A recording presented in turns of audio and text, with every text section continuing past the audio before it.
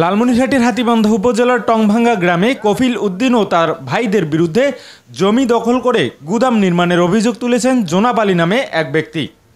রোববার দুপুরে নিজ বাড়িতে এক সংবাদ সম্মেলনে এ অভিযোগ করেন জোনাব আলী ও তার লোকজন। জোনাব আলী দাবি করেন, আওয়ামী লীগ যখন ক্ষমতায় তখন টংভাঙ্গা ইউনিয়নের চেয়ারম্যান ও আওয়ামী লীগ নেতা সেলিম হোসেনের সহযোগিতায় তাদের জমি দখল করেন কফিল উদ্দিন। গত 28 ফেব্রুয়ারি জোনাব আলীর বাড়িতে হামলার চেষ্টা চালায় জাবেদ আলীর পুত্র কফিল উদ্দিন ও তার লোকজন, এমন অভিযোগ জোনাব আলীর। আমাদের বাপদাদার পৈতৃক সম্পত্তি এখন নয়, এখন নয়ের মধ্যে আমার বাপ পেয়েছে 37 আর 2 ভাগ দিয়েছে 72। এই 72 থেকে ওরা নিচে 46, আমার আছে 26।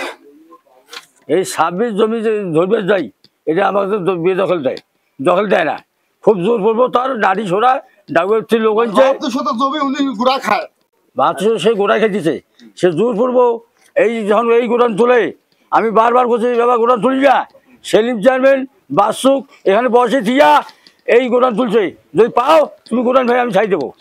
এই সেলিম চেয়ারম্যান আর বাসুর কথা নিয়া এই কপিল আর ওর বেটা গাঞ্জা ব্যবসা করে পায়, এই তখন ঘর তুলি। আর এই কপিলের নামে এই গাঞ্জার অবৈধ ব্যবসা যে করে মাদক দ্রব্য, আর সংগ্রামের পর থেকেই এই ব্যবসা করে। হাতীবান্ধা থানার তার কত বহু মামলা আছে, আনিস জায়গার পিঠে ধরে গেল।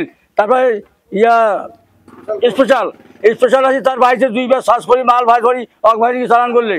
বগুড়ে তার বেড়া লোক মারা নিয়ে মেলা মামলা, ওর বেড়া মাল ধরি জল ঢাকা ধরা চালান হল। বহু মাদক দ্রব্য নিয়ে হাতীবান্ধা থানা পুরাই জানে কপিল গাঁজার ব্যবসা মাদক দ্রব্যের ব্যবসা করে জোর পড়বো হাতীবান্ধা থানায়। তবে এসব অভিযোগ অস্বীকার করেছেন কফিল উদ্দিন। জমির কোনো ভেজাল নেই, কাগজেরও ঠিক, সম্পূর্ণ ঠিক, কোনো কিছু ভেজাল নেই। 44 ধারা আমরা করছি, 44 ধারা এখন নোটিশ এসেছি। নোটিশ আইসার পর এরাই যে এখন সিনিকে একটা অত্যাচার করছি সেটাও ভিডিও হয়েছে। হ্যাঁ, এই অত্যাচারের পরে এ চলছে। এখন এই যে আবার অত্যাচার ঘর তুলবি ভাঙবি, তেমন ভাঙবো বাবা, তোমার আমরা যাবো না, ওটা আমাকে বাধা করছি। আর পুলিশ বলছে এ ঘটনায় পাল্টাপাল্টি অভিযোগ হয়েছে, তদন্ত করে আইনি ব্যবস্থা নেওয়া হবে। এল নিউজ অনলাইন, লালমনিরহাট।